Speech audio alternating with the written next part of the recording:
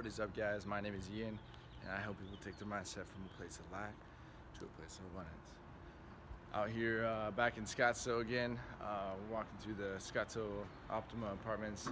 They're actually building part of the complex. They're just adding a lot more to it. Check this out. It's absolutely just beautiful.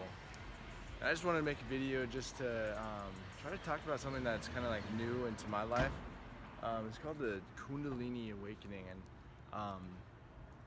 from what I've heard is actually something it could be dangerous. It could be something that you walk away, you're a different person. I heard like experiences like with Kundalini yoga where people like leave their body and they can't find themselves back, and they totally go into panic, and it's not pretty. But the fact of the matter is this awareness that we're transitioning over to from the 3D to the 5D type of life is that we are multi-dimensional beings living a human experience. And what the Kundalini is that that Holy Spirit force. It's that chi force. It's the prana. There's a lot of words for this. It's just like the energetic force that flows through each and every single person. And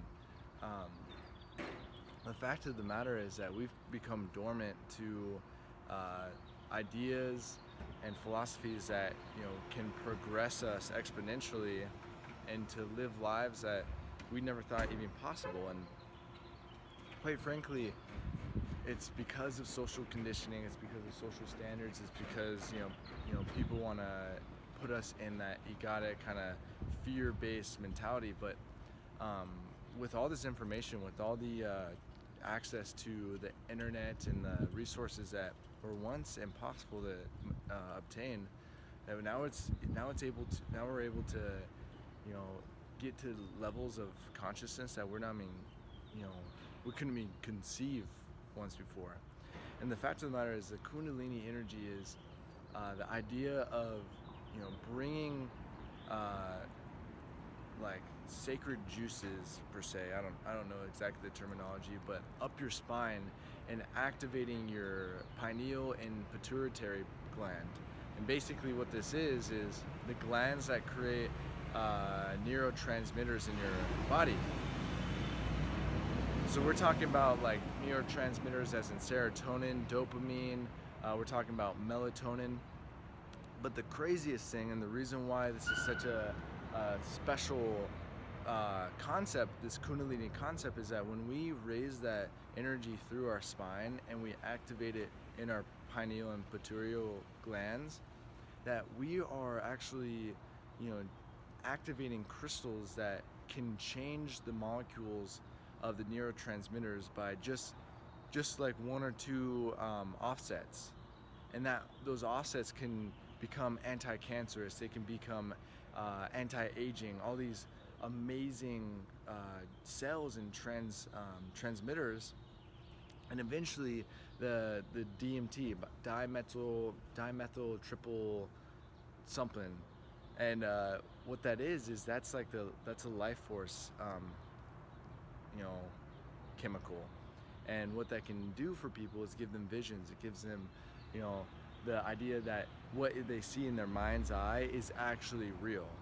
And that's the whole concept of what this Kundalini is. It's the idea that what we see in our minds is actually real too. Just as all these plants and all these all like this thing right here, this I can touch it and stuff. It's like the same fact that if I can touch and feel things in my external reality, that the things in my mind are just as real. And if I can really orient my mind to the things that I want to create and the things that I want to manifest and the life that I want to live, then I am very well able to do that if I believe and have the self-image as well as the self-beliefs to back that up 100%. And then what goes with that as well is the action that follows suit.